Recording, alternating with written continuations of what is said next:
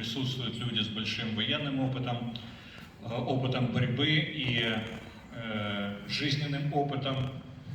И поэтому я верю, что все начинания этих людей будут иметь успех. До последнего времени Украина, к сожалению, украинские спецслужбы, правоохранительные органы, правительство были инфильтрованы российской агентурой и заражены российскими колониальными идеями. Поэтому Украина до последнего времени не была надежным тылом для кавказского сопротивления. К счастью, сейчас все это меняется. Очищается украинская бюрократия от агентуры и наблюдается просветление в головах, и мы можем сказать, что Украина уже становится таким тылом для кавказского сопротивления, и дальше мы будем иметь совместную борьбу во всех отношениях. То есть сейчас стало возможным решать очень многие вопросы. Что, на мой взгляд, необходимо понять? Необходимо понять, что кавказские народы не должны повторять ошибок украинцев, которые украинцы совершали в прошлом. Нам казалось, что просто провозгласив независимость, имея собственную государственность, мы можем отсидеться. Но отсидеться нам не удалось. И мы сейчас имеем экзистенциальную войну с Россией, и или мы победим, или мы исчезнем. Нужно понимать, что границы Дагестана, Чечни, всего Северного Кавказа никогда не будут являться надежными границами. Что грозненской нефти, что овощей Даргинского Джамата и черной икры никогда не будет хватать на то, чтобы финансировать достаточное количество вооружения и для сопротивления России. Россия за последние 500 лет много раз разваливалась и каждый раз возрождалась в еще более уродливых и агрессивных формах. Для того, чтобы завоевать Северный Кавказ, у России пошло больше времени, усилий и крови, чем для того, чтобы завоевать Сибирь.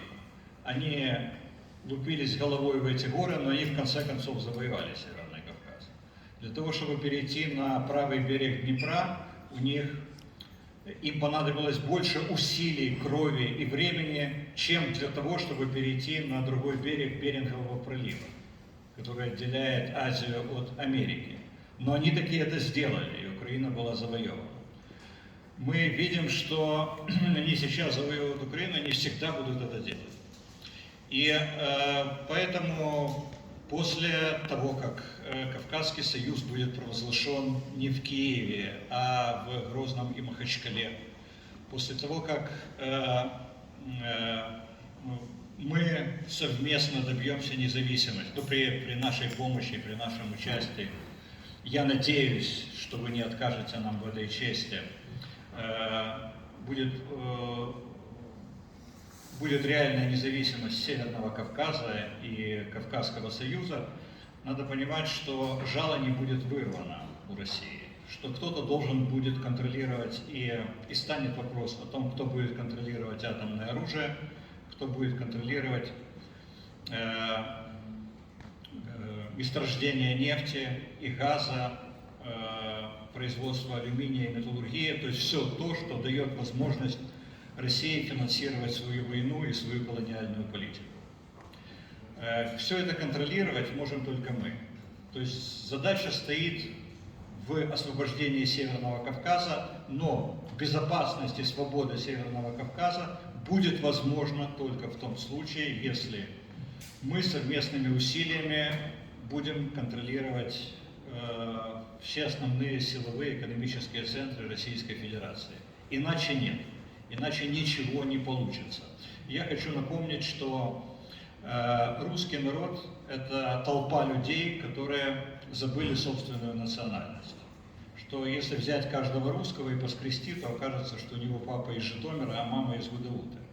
Что, оказывается, его дедушка еще был татарином или мордвином. И мы должны помочь им вспомнить свою национальность. То есть мы должны помочь им вспомнить, что они никакие не русские, что они на самом деле есть представители древних народов, древних культурных народов, и они должны уйти из этой толпы, все эти люди.